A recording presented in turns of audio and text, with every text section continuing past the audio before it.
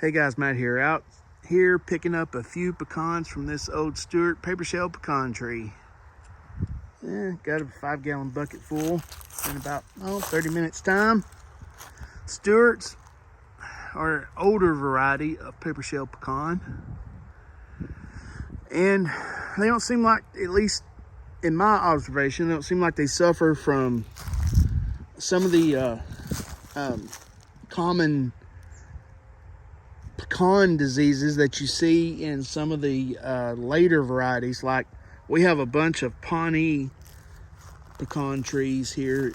We're in northeast Texas, and we have a bunch of Pawnee Papershell pecans, and it seems like they suffer from pecan scab, which is a major problem here. And our Pawnee trees were loaded this year, but if you don't spray them, they will get hit hard with pecan scab. And the Stuart trees, man, they don't have a problem with it at all. And it seems like bagworms don't really prefer these type of trees for whatever reason. So it's an older, like I said, it's an older variety, and the pecans, the main drawback to the pecans are that they're harder to crack. They're a big pecan, but they're not really, I wouldn't consider them a paper shell. The shell is pretty thick. I mean, it takes quite a bit of effort to crack a couple in your hand. If you've ever done that before, you can take a couple and put some pressure on them in your hand and crack them. It takes quite a bit of pressure to do that.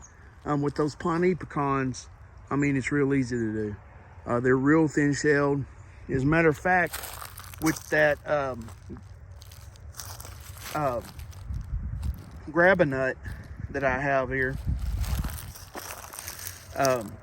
it's made by Bag-a-nut. You have to be real careful picking up those Pawnee pecans with this thing, because these got leaves in this thing. But because those nodules right there, you have to have real light touch with it, because they'll poke a hole in the pecans if you don't watch out. Now, picking these up, since they're real thick shelled, man, you can hammer down on them. You don't have to worry about poking a hole in the pecan.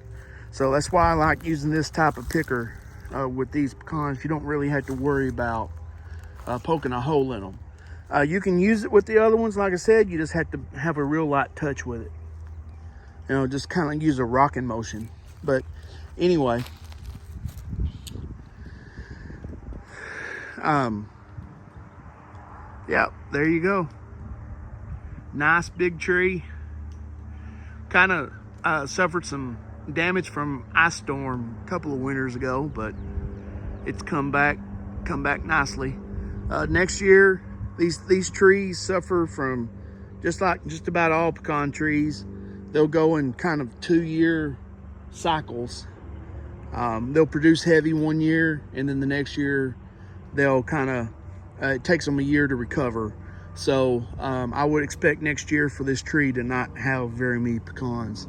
So it's heavy laden with pecans this year, and next year it probably won't have very many, but that's just kind of the way it goes. They say that you can buy some pecan trees that will produce every year, but I've yet to find one that does. The Pawnees were advertised as being that way, but at least down here in Texas, they kind of cycle too. They will have some every year, but just not as big of a crop. So anyway, all right. There's some other big pecan trees on this property, but that's a native. This is the only grafted Stuart tree that's on this property. We have some more grafted trees, but they're one's a Pawnee, one's a Kiowa, and there's some other grafted trees back there, but I forget the names of them off the top of my head. But anyway, yep, there you go. All right, guys, take care.